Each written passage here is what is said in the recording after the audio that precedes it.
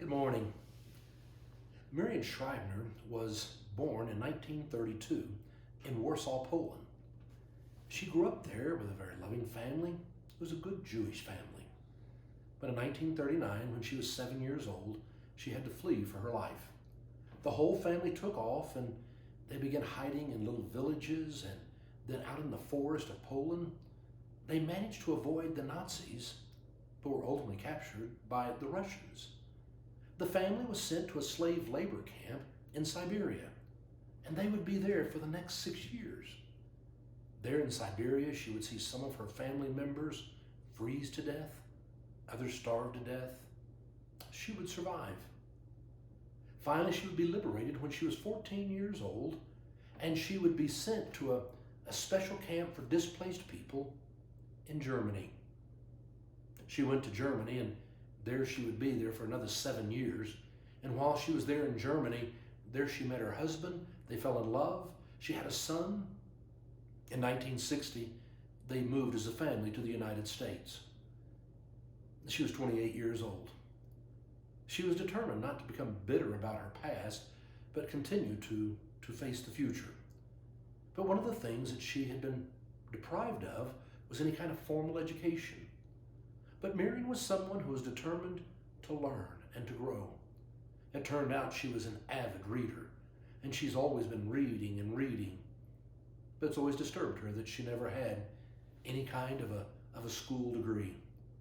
She's an amazing lady of faith. She's now 88 years old. It turns out that she had 2 sons, and now she has 4 grandchildren, 3 great-grandchildren. Her husband passed away 9 years ago now. But earlier this year, she was invited to come and to speak to the New England Jewish Academy. It's a very prestigious school. She came and she talked about her life story to the senior class who was there, about what she had endured and now what she had learned, what she believed. The students were so impressed with Miriam that they voted unanimously she needs to be conferred an honorary high school degree. And so it was approved.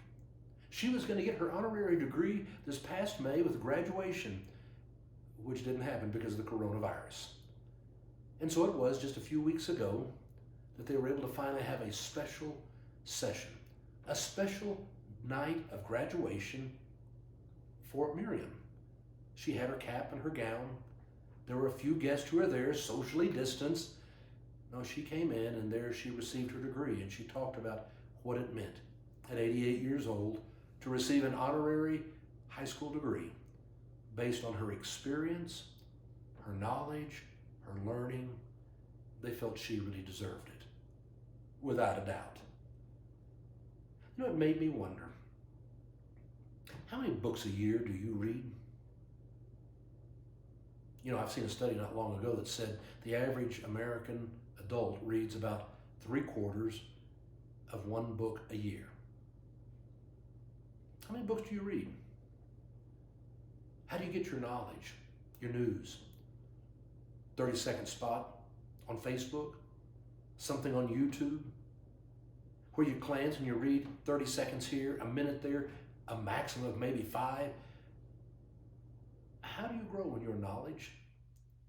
How do you grow in your faith? If we're not careful, we keep the same faith we had as children, and we never are challenging ourselves and learning and growing and thinking. You know, I hope you'll think this year about being a part of Wednesday Night Alive. We're going to be starting back on September the 16th, and we're putting protocols into place that if you want to come in person, then you can do so. We're requiring you wear masks and social distance, but we're going to have it to where you can come if you want to be in person. But of course, our classes will also be offered online so that everyone who wants to can participate. Reverend Wendy Lambert and I are going to be teaching a class, and we're going to be talking about how your Methodist faith can provide you strength and peace and a positive spirit in times like this. We're going to look at John Wesley's life and look at these seminal moments in his life and how did they help him to grow. All throughout his life till he passed away, he was still growing in his faith and his knowledge, which is what we're all called to do. It doesn't matter whether we're a teenager or whether we're 88 years old. We're called to be growing in knowledge and in our faith all of our days. So here's to you, Miriam. Miriam Schreiber, you deserve your degree in high school, and we're so very proud of you. And you inspire us all to grow in our faith so that we can share God's love and bring hope in this world. I hope you have a great day, and don't forget to love your neighbor, no exceptions.